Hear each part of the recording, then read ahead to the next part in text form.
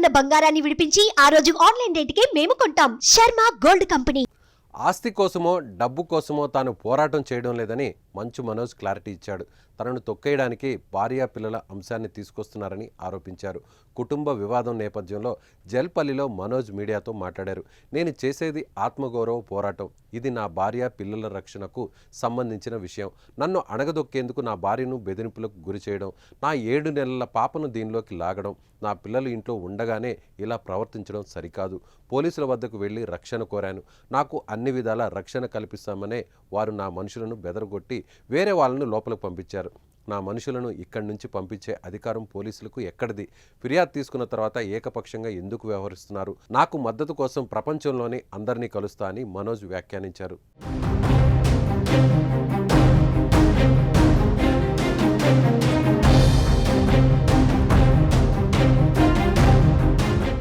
ఇక మంచు కుటుంబంలో జరుగుతున్న వివాదం చర్చనీయాంశంగా మారింది. మోహన్ బాబు, మనోజ్ ఇద్దరూ పరస్పర ఆరోపణలు చేసుకుంటూ లేఖలు విడుదల చేశారు. గుర్తు తెలియని వ్యక్తులు తమపై దాడి చేశారని, తనకు తన భార్యకు ప్రాణహాని ఉందని పహాడీ షరీఫ్ పోలీస్ స్టేషన్లో మంచు మనోజ్ నిన్న ఫిర్యాదు చేశారు. మరోవైపు మనోజ్తో తనకు ప్రాణహాని ఉందని మోహన్ బాబు లేఖ ద్వారా రాచకొండ కమిషనర్కు ఫిర్యాదు చేశారు. దీంతో మంచు మనోజ్, ఆయన భార్య మౌనికపై కేసు నమోదైంది. ఈ నేపథ్యంలో ఇంటి నుంచి భార్యతో పాటు మనోజ్ బయటకు వచ్చారు.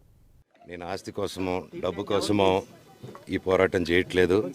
ఎందుకంటే ఇది పోరాటం కూడా కాదు, ఇది ఆత్మగౌరవానికి సంబంధించింది, నా భార్య పిల్లల సేఫ్టీకి సంబంధించింది. ఇది నాతో ఒక మగాడిగా నాతో డైరెక్ట్గా వచ్చి నాతో ఏం చేసినా పర్వాలేదు. నా భార్య పేరు ఇంక్లూడ్ చేయడం, నన్ను తొక్కేదానికి, నా 7 నెలల పాపని ఇంక్లూడ్ చేయడం, నా బిడ్డల ఇంట్లో ఉండగానే అలా బిహేవ్ చేయడం కరెక్ట్ కాదు. ఈరోజు పోలీస్ దగ్గరికి నేను వెళ్ళి ప్రొటెక్షన్ అడిగాను. నేను మొన్న వచ్చి అడిగినప్పుడు మీకు అన్ని ఎవిడెన్స్లు ఇస్తాను. ఎస్ఐ గారు ఇక్కడి నుంచి వచ్చి నేను ఇస్తాను సార్ ప్రొటెక్షన్ చూపించాను. బౌన్సర్లు అందరూ అక్కడికి దాక్కున్నారని చూపించాను. అది కొంచెం చూసి ఓకే సార్ మీరు ధైర్యంగా ఉండండి, మేము ఎక్కడికి వెళ్ళట్లేదని చెప్పి మాట్లాడి పారిపోయారు. ఇప్పుడు కానిస్టేబుల్స్ వచ్చి అందరూ నా మనుషులందరినీ భయపించి ఇప్పుడు వాళ్ళ పేర్లు తీసుకొని బెదరగొట్టి మా మనుషులు పంపించేసి వేరే బాడీ గార్డ్ లోపల పంపించున్నారు సార్. ఫస్ట్ డిపార్ట్మెంట్ ఎందుకు వన్ సైడ్ తీసుకుంటున్నారు? కంప్లైంట్ తీసుకున్న తర్వాత వాళ్ళకి ఏ అధికారం ఉంది? నా ప్రొటెక్ట్ చేసే మనుషుల్ని పంపించేదానికి అధికారం ఏముంది? ప్రపంచంలో నా అందరినీ కలుస్తాను సార్, బయలుదేరుతాను.